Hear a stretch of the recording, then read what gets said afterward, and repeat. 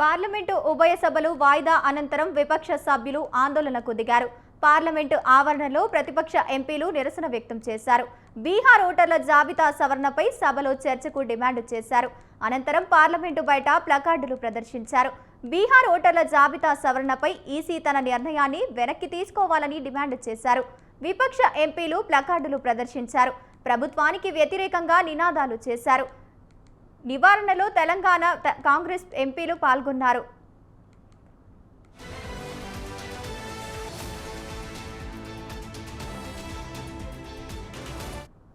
రెండో రోజు పార్లమెంటు వర్షాకాల సమావేశాల్లోనూ గందరగోళం నెలకొంది.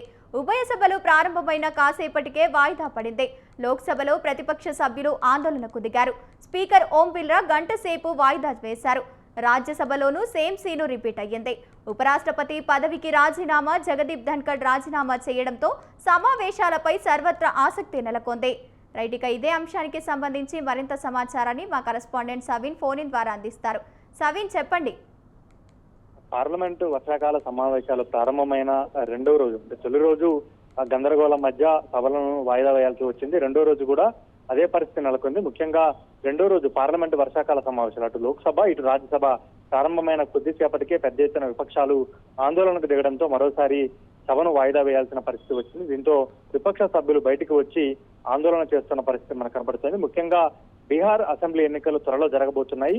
దీనికి సంబంధించి అక్టోబర్ లేదా నవంబర్ లో ఎన్నికల షెడ్యూల్ వస్తుందనే ప్రచారం జరుగుతుంది. దీంతో కేంద్ర ఎన్నికల సంఘం ప్రత్యేక ఓటరు జాబితా సవరణ చేపడుతోంది. దీంతో ఓటరు సవరణతో పెద్ద ఎత్తున బీహార్ లో ఓట్ల తొలగింపు చేపడుతున్నారు. ఇది అక్కడ అధికారంలో ఉన్న బీజేపీ జేడీయూకు అనుకూలంగా ఉండేందుకు ఈ ఓటరు సవరణ జాబితాను చేపడుతున్నారంటూ విపక్ష రాజకీయ పార్టీలు ఇండియా కూటమి పెద్ద ఎత్తున ఆందోళన చేస్తోంది. ఇప్పటికే ఇండియా కూటమి ఆధ్వర్యంలో బీహార్ రాష్ట్ర బంద్కు పిలుపునిచ్చారు. మరోవైపు ఇండియా కూటమి నేతృత్వంలో కాంగ్రెస్, ఆర్జేడీ పార్టీలు, బీహార్ లో ఉన్నటువంటి సిపిఎం, సిపిఐ ఈ పార్టీలన్నీ పెద్ద ఎత్తున ఓటరు జాబితా సవరణను వ్యతిరేకిస్తున్నాయి. అందులో భాగంగానే ఈ రోజు దీనిపై చర్చ చేపట్టాలంటూ అటు లోక్సభలో ఇటు రాజ్యసభలో ఇండియా కూటమి ఎంపీలు, విపక్ష ఎంపీలు పెద్ద ఎత్తున ఆందోళనకు దిగాయి. దీంతో చర్చ చేపట్టాల్సిందేనంటూ ఆందోళన దిగడంతో ఏం చేయలేక అటు Lok Sabha speaker Om Birla, Rajya Sabha deputy chairman Harivansh Narayan Singh ఉభయ సభలను 12 గంటలకు వాయిదా వేశారు. ఆ తర్వాత ఇరు ఇండియా కూటమి ఎంపీలు పార్లమెంటు బయట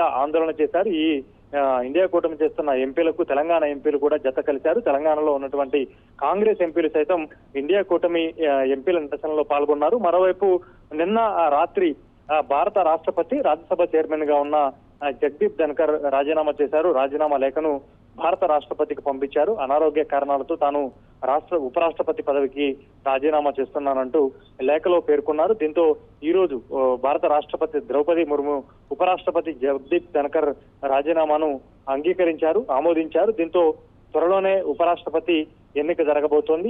అప్పటి వరకు రాజ్యసభలో డిప్యూటీ చైర్మన్ గా ఉన్నటువంటి హరివంశ్ నారాయణ్ సింగ్ ఇక చైర్మన్ గా వ్యవహరించబోతున్నారు, తాత్కాలిక చైర్మన్ గా వ్యవహరించబోతున్నారు. ఇక ప్యానల్ స్పీకర్లు తాత్కాలిక చైర్మన్ నేతృత్వంలో రాజ్యసభ జరగబోతోంది. పార్లమెంటు వర్షాకాల సమావేశాలు ప్రారంభమైన తొలి రోజే జగదీప్ ధన్కర్ రాజీనామా కూడా రాజకీయంగా చర్చకు దారితీసింది. ముఖ్యంగా జగదీప్ ధన్కర్ రాజీనామాకు రాజకీయ కారణాలు ఏమైనా ఉన్నాయా అనే దానిపైన కూడా పెద్ద ఎత్తున రాజకీయాల్లో చర్చ నడుస్తోంది. జగదీప్ ధన్కర్ ఉపరాష్ట్రపతిగా ఉన్న సమయంలో అంటే రాజ్యసభ చైర్మన్ గా వ్యవహరిస్తారు కాబట్టి సభలు జరిగినప్పుడు విపక్ష సభ్యులపై పెద్ద ఎత్తున విరుచుకుపడేవారు. ముఖ్యంగా విపక్ష సభ్యులు రాజ్యసభలో ఆందోళన చేస్తున్నప్పుడు కానీ, వెల్లోకి దూసుకొస్తున్న సమయంలో కానీ జగదీప్ ధన్కర్ వారిపై ఆగ్రహం వ్యక్తం చేసి వారిపై ఆరోపణలు చేయడంతో అది రాజకీయంగా చర్చకు దారితీసింది. జగదీప్ ధన్కర్ పై అభిశంసన తీర్మానం పెట్టాలంటూ కూడా ఒకనొక సందర్భంలో విపక్షాలు ఆలోచించే పరిస్థితి వరకు వెళ్ళింది. దీంతో జగదీప్ ధన్కర్ రాజీనామాను రాష్ట్రపతి ఆమోదించడంతో త్వరలోనే ఉపరాష్ట్రపతి ఎన్నికకు నోటిఫికేషన్ రాబోతుంది.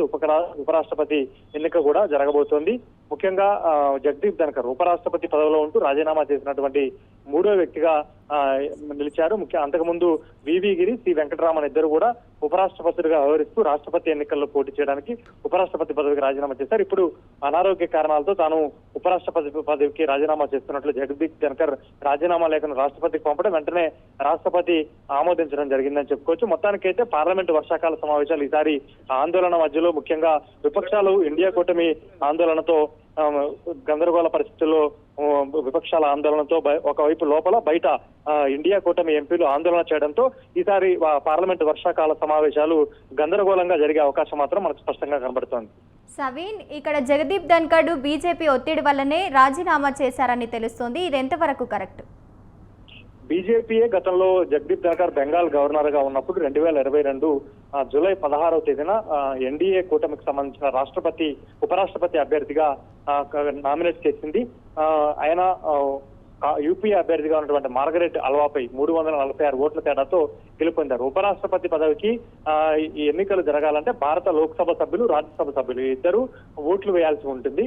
ఒకవేళ ఒక్కరే నామినేషన్ దాఖలు చేస్తే ఎన్నిక ఏకగ్రీవం అవుతుంది, ఇద్దరు నామినేషన్ దాఖలు చేస్తే ఎన్నిక జరుగుతుంది. కాబట్టి యూపీ అభ్యర్థి మార్గరెట్ అల్వాపై 346 ఓట్ల మెజారిటీతో 2022లో గెలుపొందారు. 2022 ఆగస్టులో ఉపరాష్ట్రపతిగా పదవి బాధ్యతలు చేపట్టారు. 2027 వరకు జగదీప్ ధన్కర్ కు పదవీ కాలం ఉంది. అయినప్పటికీ ఆయన 2 సంవత్సరాల ముందుగానే ఉపరాష్ట్రపతి పదవికి రాజీనామా చేయడంతో అనారోగ్య కారణాలతోటి రాజీనామా చేశారా, లేకపోతే కేంద్ర ప్రభుత్వం బీజేపీ ఒత్తిడితోటి రాజీనామా చేశారా అనే చర్చ కూడా ఒకవైపు పెద్ద ఎత్తున జరుగుతోంది. ఎందుకంటే గత కొంతకాలంగా జగదీప్ ధన్కర్ కు బీజేపీ అధిష్టానానికి సంబంధించిన కేంద్ర ప్రభుత్వంలో ఉన్నటువంటి పెద్దలకు పొసగడం లేదనే ప్రచారం కూడా ఒకవైపు జరుగుతుంది. కాబట్టి ఏది ఏమైనప్పటికీ తాను అనారోగ్య కారణాలతోటి రాజీనామా చేస్తున్నట్లు జగదీప్ ధన్కర్ లేఖలో పేర్కొన్నారు.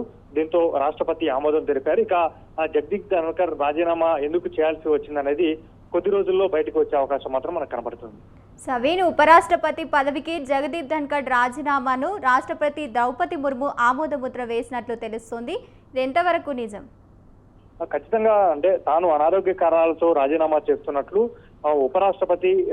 రాష్ట్రపతికి రాజీనామా లేఖను పంపించిన వెంటనే రాష్ట్రపతి ఆమోదించాల్సి ఉంటుంది. ఎందుకంటే ఇవి రాజ్యాంగబద్ధమైన పదవులు కాబట్టి ఎవరైనా వ్యక్తి ఏదైనా కారణం చేత రాజీనామా చేస్తే ఖచ్చితంగా రాష్ట్రపతి ఆమోదించాల్సి ఉంటుంది. కాబట్టి భారత రాష్ట్రపతి ద్రౌపది ముర్ము కూడా అదే రకంగా ఉపరాష్ట్రపతి జగదీప్ ధన్కర్ రాజీనామా లేఖను ఆమోదించారు. సాధారణంగా ఉపరాష్ట్రపతి రాజీనామా చేయాల్సిన సందర్భంలో తన రాజీనామా లేఖను రాష్ట్రపతికే పంపించాలి.